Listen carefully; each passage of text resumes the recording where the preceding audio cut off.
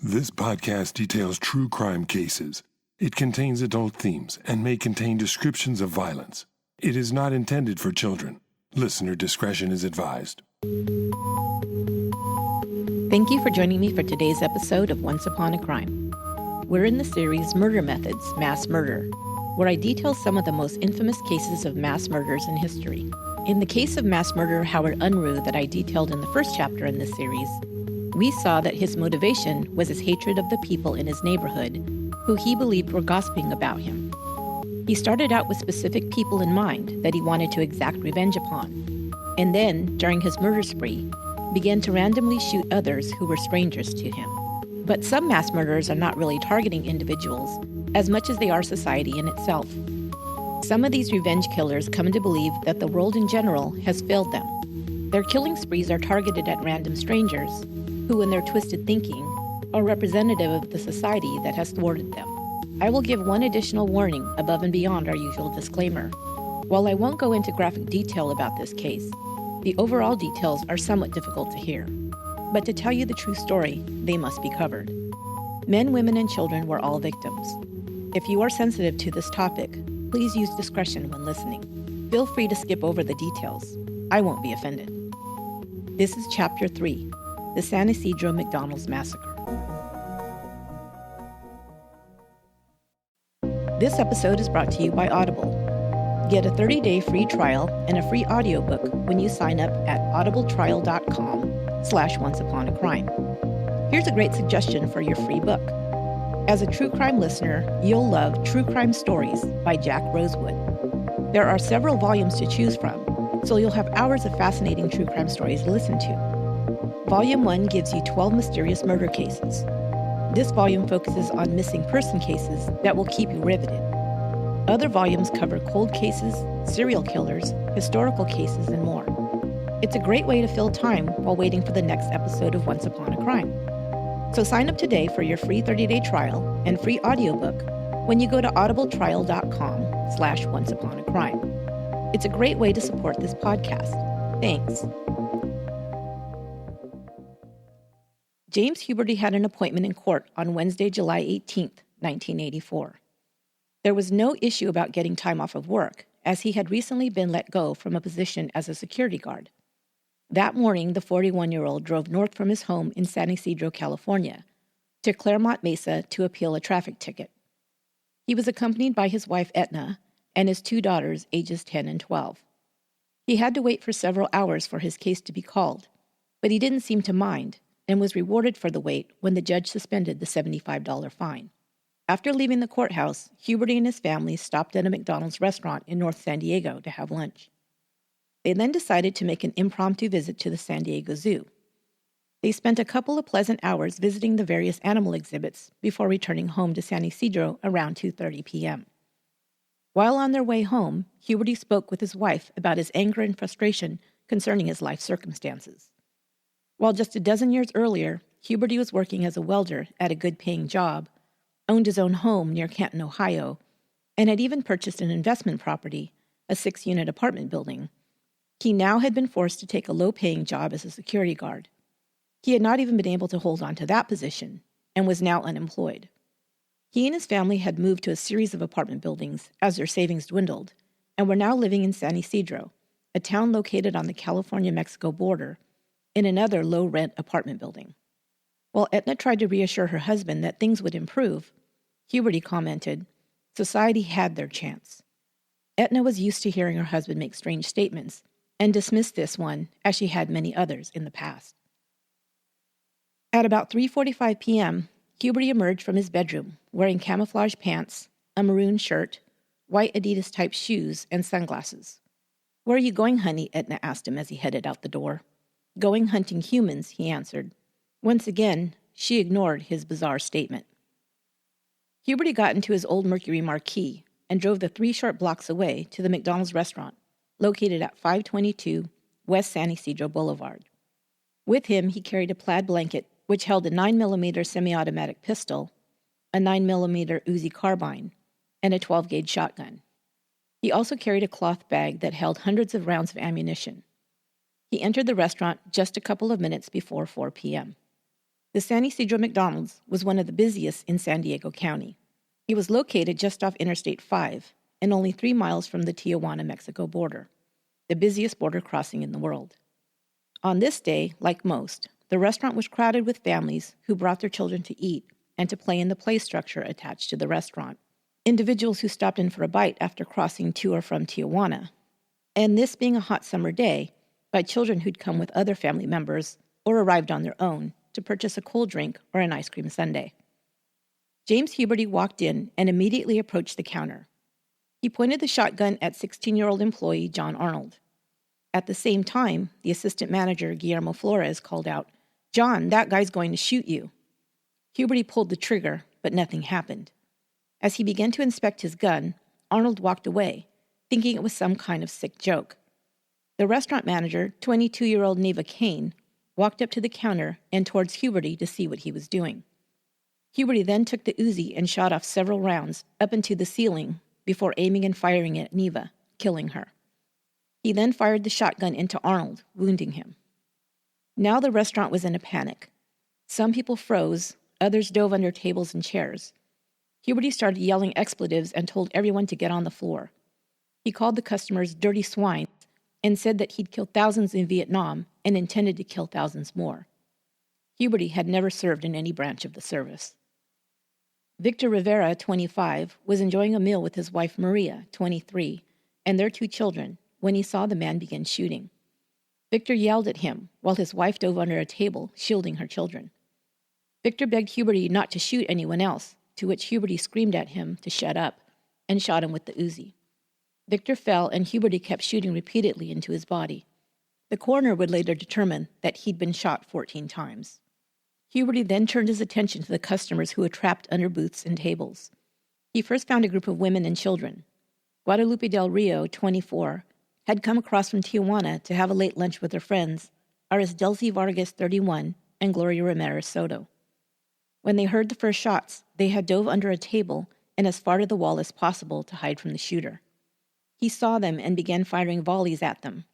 Gloria was unhurt because she was shielded by the other 2 women's bodies. Guadalupe was hit several times, but not seriously wounded. Arisdelcy Vargas, however, being the most exposed, was shot in the head. She would die the next day, the only person killed that day that would live long enough to reach the hospital.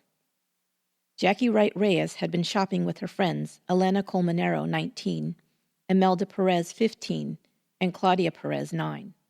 Also with Jackie that day was her 11-year-old niece, Aurora Pena, and Jackie's 8-month-old baby, Carlos. After shopping, they stopped into McDonald's to eat. They just received their order when the first shots were fired. They all dived to the floor. Jackie tucked her baby underneath her and also shielded 11-year-old Aurora with her body.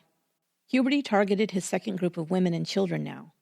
He killed Elena with 1 shotgun blast to the chest, then killed 9-year-old Claudia as well, firing several shots into her body. He continued firing rounds into the group. Imelda was only hit in the hand. Aurora was shot in the leg. He then turned to the young mother, Jackie, and shot her 48 times. Baby Carlos began to cry, and Huberty turned to him and fired a bullet into the baby's back, killing him. Ronald and Blythe Herrera had taken their 11-year-old son Mateo and Mateo's friend Keith Thomas, age 12, to McDonald's. When the shooting started, Blythe hid with her son Mateo under one booth, and Ronald and Keith dove under another. Huberty fired shots into one booth and then the other. He killed both Blythe and Mateo. Keith was shielded by the body of his friend's father.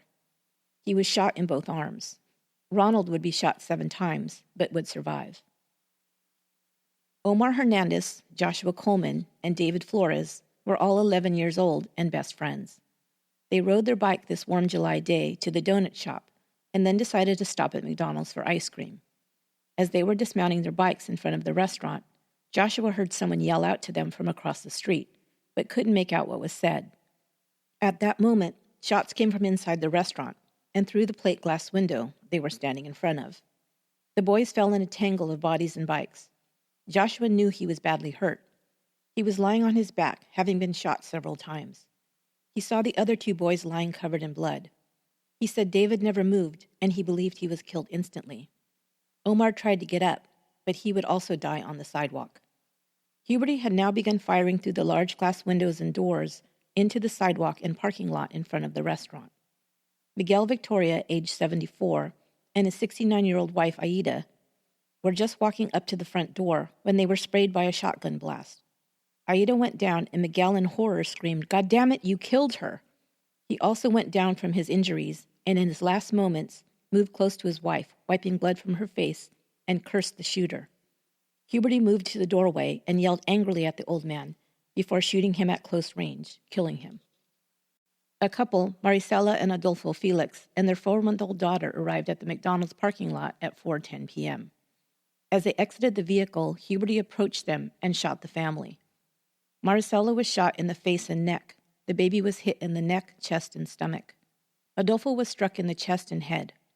As Maricela began to collapse against the car, she thrust her baby into the arms of a fleeing woman, shouting in Spanish, "Please save my baby," before losing consciousness. All 3 members of the Felix family would survive, although Maricela would lose an eye and the use of one hand. Because of the pandemonium and confusion and the number of injured victims, the family would be separated, being shuttled to 3 different hospitals.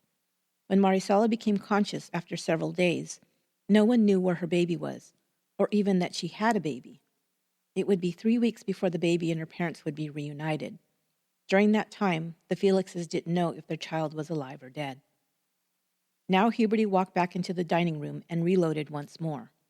He'd brought a radio with him, and witnesses later said he turned it to a music station.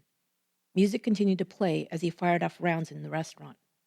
He calmly walked around the restaurant, firing more rounds into some who were already dead, and also to others who were clinging to life. 62-year-old truck driver Gus Versilius, who'd stopped for a cup of coffee, lay moaning from his injuries when Huberty came upon him and fired again into him, killing him. He then found and killed 45-year-old Hugo Velasquez. Huberty then suddenly leaped over the counter and into the food prep area and found Guillermo Flores lying on the floor with the phone to his ear talking to the police.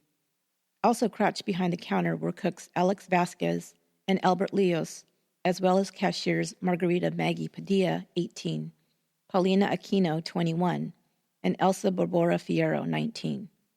Huberty was surprised to see them and muttered, "Oh, there's more," and then angrily, "You're trying to hide from me, you bastards."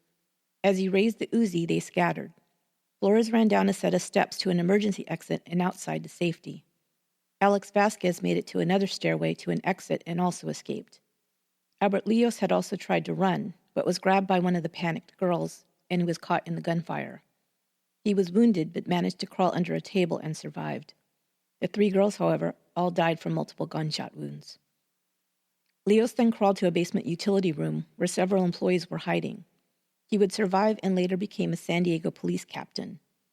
After feeling so helpless during the massacre, he would dedicate his life to protect and serve those who might find themselves in a terrifying situation, like the one he'd been placed in when he was only 16 years old.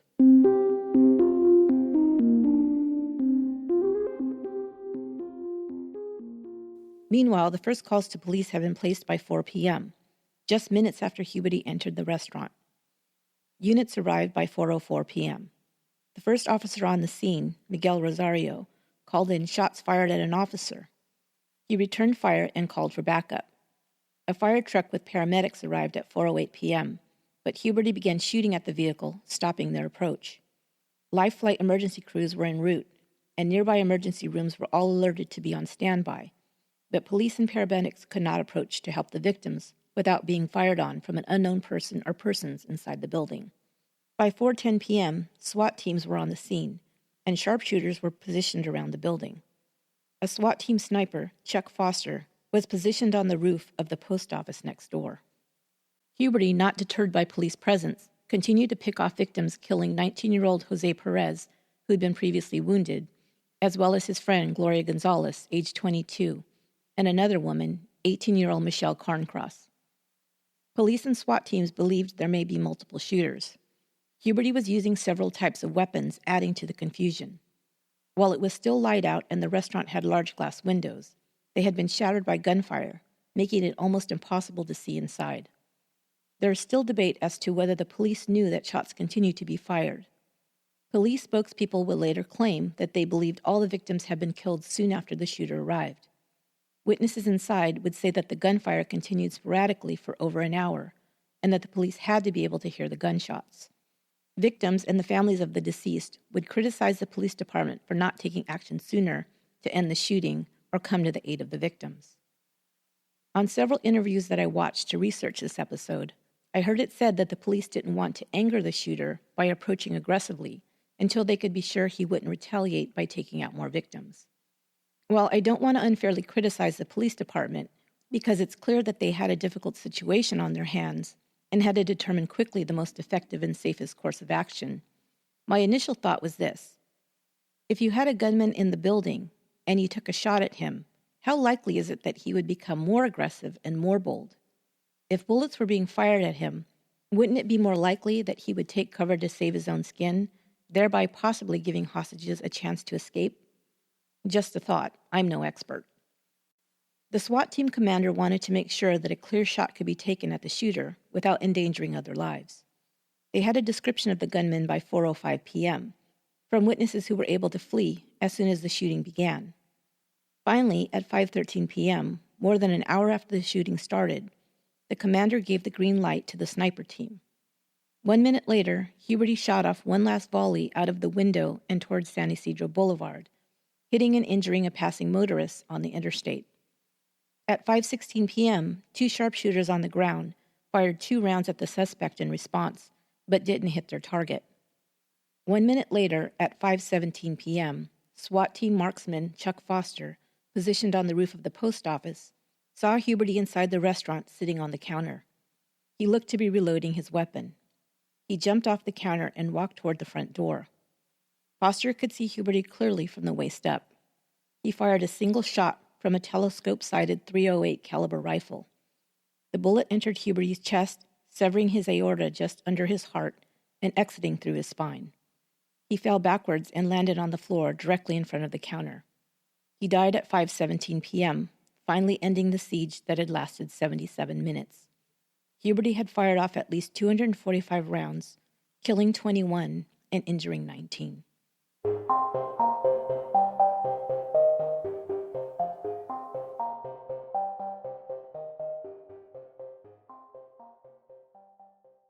When questioned about her husband's actions, Etna would deny that he had ever seemed dangerous or homicidal.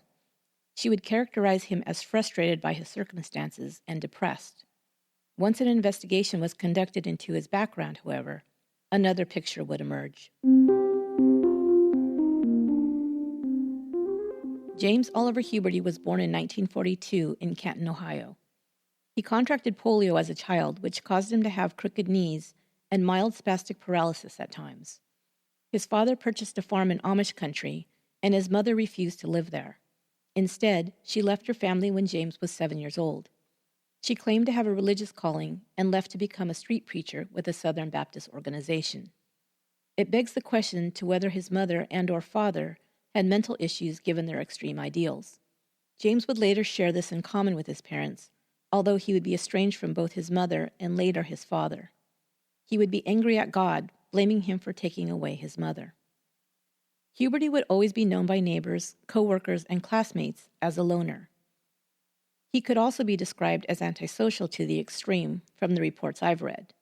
He never liked being around people, but didn't seem to be shy or insecure. He simply didn't like most people. One thing he did like, however, was firearms. Everyone who knew James Huberty knew that he often talked about guns. He knew a lot about them and was also a collector. He was described as a loner with an explosive personality by those who had dealings with him. Huberty entered college in 1962 to study sociology, but soon left that program to attend the Pittsburgh Institute of Mortuary Sciences in Pennsylvania. He met Etna Markland at the first school he attended, and they married in 1965. He received his license to become an embalmer and got a position at a funeral home. But the funeral director told him he was not cut out for the work. He was a good embalmer, he said, but he just couldn't relate to people, which was a skill he needed to have to be a funeral director. Instead, he took a job as a welder at the Babcock & Wilcox utility plant in Canton, Ohio. His boss said he was good as a welder because he could, quote, pull that mask down and be by himself. He made a good salary as a welder and purchased a large red brick house in a nice neighborhood and then a 6-unit apartment complex as an investment property. The couple had 2 daughters by 1970. Times were good, but Huberty was angry when his father remarried in 1972, and he broke ties with him, only allowing him to see his granddaughters twice in his lifetime. He continued to dislike and distrust others and became interested in the survivalist movement. He shared their philosophy of freedom from government intervention and the sanctity of private land and property ownership. He raised what police in the area described as attack dogs, put up numerous no trespassing signs, and stockpiled food, weapons, and ammunition on his property. He began getting into disputes with his neighbors about the aggressiveness of his dogs, as well as his complaints about other animals entering his property. He once threatened to shoot a neighbor's poodle for pooping on his lawn. The neighbor intervened and convinced him not to shoot the dog, but Huberty told him if he ever saw the dog or his neighbor on the property again, he would kill them. His wife Etna was ever his defender. When he would talk about killing people, she would say that he was a nervous person who couldn't take much pressure. He also acted out violently against his wife, and the police were called more than once during these altercations. She once filed a report with the Department of Children and Family Services, claiming abuse by her husband, in which she reported he messed up her jaw. She took to finding ways to calm him down when he would begin to become enraged at one thing or another. One strategy she used was to read tarot cards for him to tell him his future. This would often temporarily pacify him. Times were relatively good until his company was hit by an economic slowdown, and he was laid off in November of 1982. He had immediately tried to sell his properties, but since so many people were forced out of work in the area, he had no luck.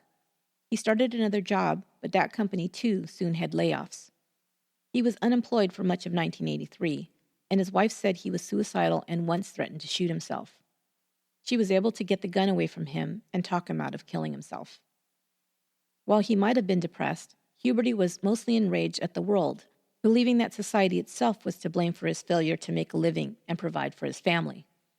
His co-workers remember him always talking about shooting somebody. He blamed several factors for his problems, including former President Jimmy Carter, the Trilateral Commission, and the Federal Reserve Board.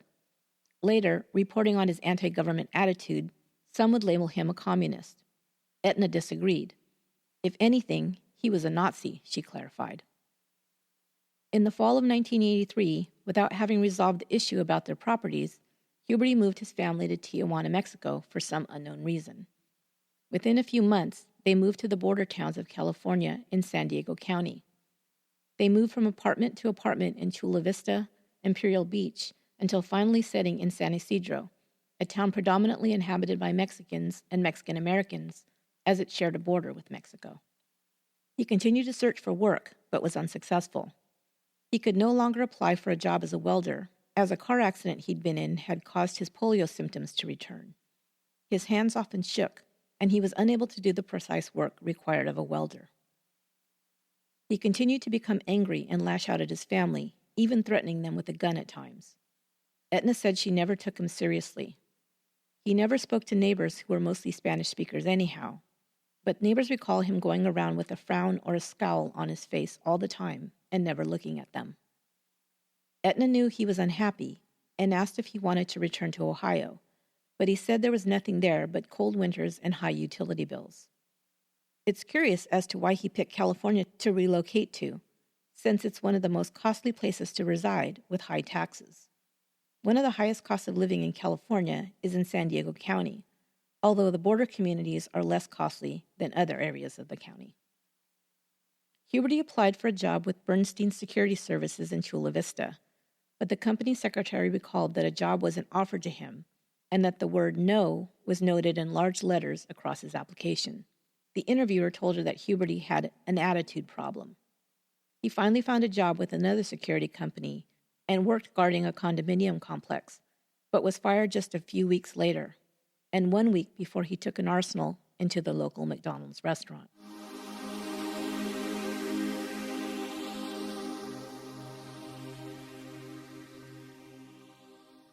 James Huberty's wife Etna received death threats after the massacre, and her daughters were harassed at school.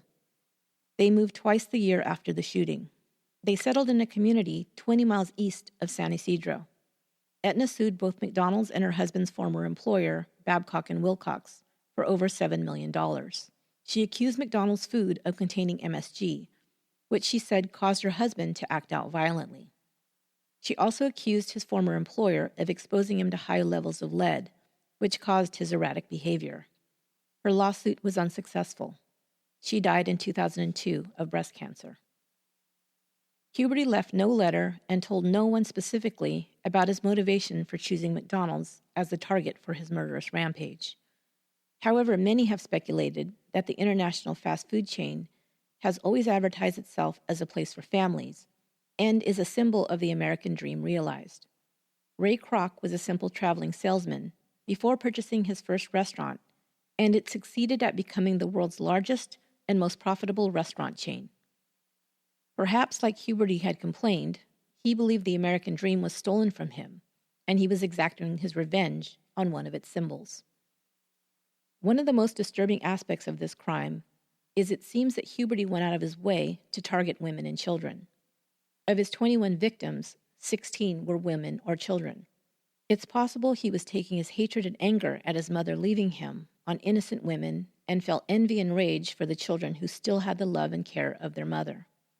Whatever the motivation, the fact that he brutally murdered innocent women, children, and even babies was a cowardly and despicable act.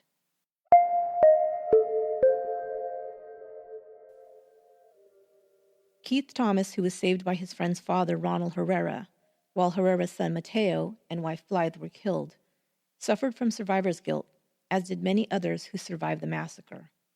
He said he'd been a normal, happy kid before the shooting, but as a teen became angry and was, quote, messed up for a time. Maria Rivera, who was able to save her 2 young daughters, but lost her husband Victor, says that the shooting destroyed her life. She suffers from depression and anxiety and can't get over the loss of her husband. Maricela Felix still suffers from pain in her head from where she was shot and lost an eye and the use of one of her hands. Her baby daughter Carla recovered fully from her injuries and has no memory of the shooting or her time recovering in the hospital, although she still has a large scar on her stomach as a testament to that terrible day. Her mother has an identical scar. Joshua Coleman, the little boy who was most identified with the massacre, after a picture of him lying bloody on the sidewalk next to his bicycle was widely circulated, is now 44 years old and a married ironworker with 3 young daughters. He only had this to say, "I guess life goes on."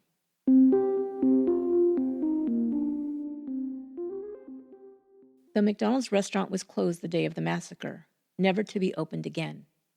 Out of respect for the victims and their families, McDonald's suspended their advertisements for a time. Their biggest rival, Burger King, followed suit. McDonald's franchises set up the San Ysidro Family Survivors Fund. Joan Kroc, the widow of Ray Kroc, McDonald's founder, visited the site and gave $100,000 of the $1 million that was raised to help families with burial costs, counseling for survivors, and financial aid for relatives of the victims. The restaurant was bulldozed to the ground on September 26, 1984. It remained just a flat concrete pad for several years. It was not fenced or otherwise off limits. People would sometimes drive up to it and sit there either out of curiosity or to pay their respects. One person who visited the empty lot was my older brother Victor, who remembers doing just that a few years after the shooting. He told me that he sat in his car in silence, thinking about the tragedy that had occurred there. He had a connection to the restaurant as he had worked at a nearby McDonald's in 1981 and 82 when he was in high school. He had visited the San Ysidro store several times when sent to borrow supplies. Nearby locations often helped each other out as needed. After a few minutes, he said, he began to feel sick to his stomach. He drove off and never returned to the site again.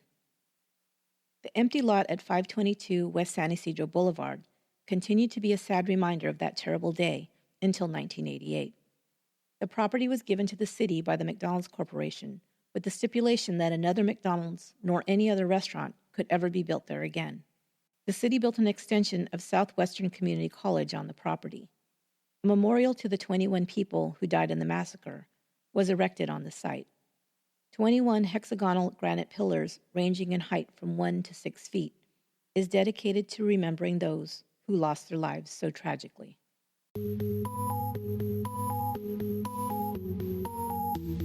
That will do it for this episode of Once Upon a Crime. Once Upon a Crime is written, produced, and edited by me, Esther Ludlow. I have one exciting announcement this week. Once Upon a Crime was featured in an article in Entertainment Weekly this week. Check out the March 17th issue to read the article, When Devotion Turns Deadly.